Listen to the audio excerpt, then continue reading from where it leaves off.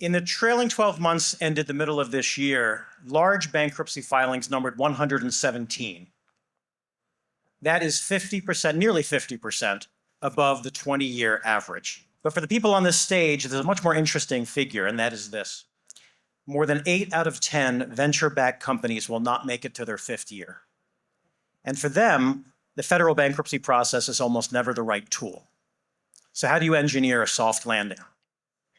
I am David Johnson of Resolution Financial Advisors, a firm specializing exclusively in end-of-life cycle companies.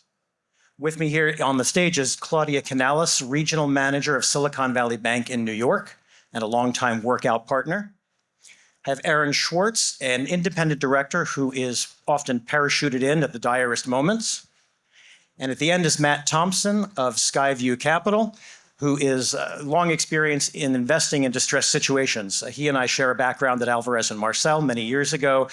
He's also worked at the Gores Group doing acquisitions and also directly in tech at Amazon Web Services.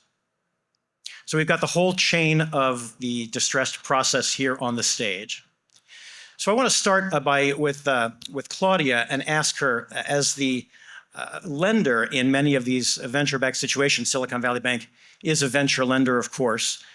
What do you, Claudia, do to ring the alarm bell? What triggers your concerns about loans? How do they wind up in the troubled loan division?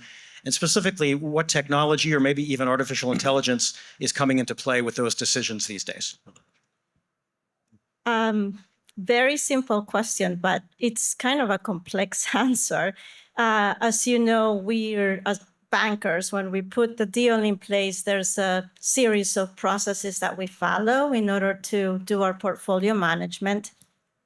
And we monitor different things like the broad economy, like the tariffs. How is that affecting each of our different industries that we lend into? We also monitor the revenue, how much is each of the companies investing in to get that revenue. But the one, I would say, the one factor that we monitor closely is the liquidity, cash, and then what runway does that provide the company to get to the next round of equity, because a lot of our companies are still burning money. They're not making any money. So we need to understand how much runway do they have to get to the next one.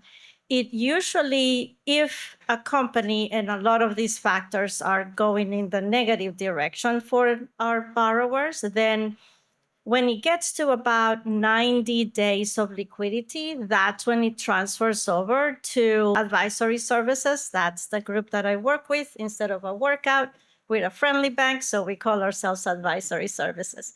So it transfers over to our team, and we start very closely, talking to the board, talking to the management team. What are the next steps that they need to do? What is the board monitoring? What KPIs are they monitoring that will get the company to the next round of equity?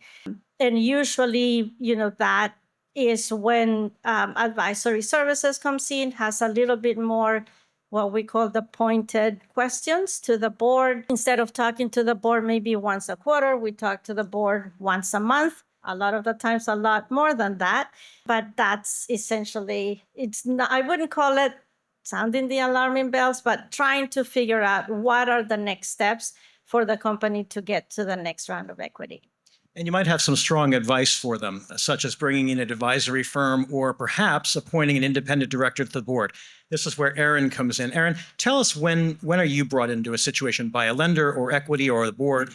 How does it happen and when does it happen? So very nice to be here today.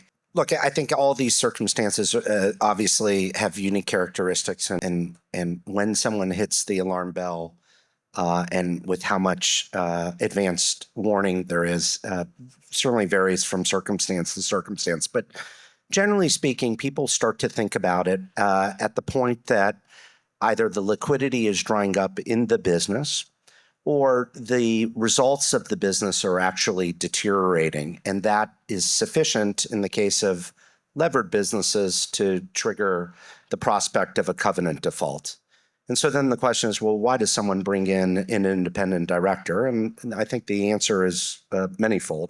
One, often boards are constructed with an eye towards who will lend relationships that are useful to the growth of the business. At the point in time when a business starts to become distressed, the need on the board is for someone who can assist with disciplined financial management, understands the process for mitigating the risks to the company, and how to ultimately maximize the value of a business that is otherwise on the wrong trajectory. And so lenders will often designate a director once there is a default. Sometimes it is the founders who will bring in a director to help them try to hold on to their business. And then often as well, you'll see institutional investors who were sitting on boards decide that they want to step away. And one of the big advantages, of course, of being an independent director is you get the benefit of the doubt under the law. It's something called reasonable business judgment, as opposed to the entire fairness standard that applies to interested directors. And that gives a director more flexibility to make decisions and frankly, under the, in the eyes of the court, a presumption that the decisions being made are right for the business and not being evaluated necessarily just on the outcomes of those decisions.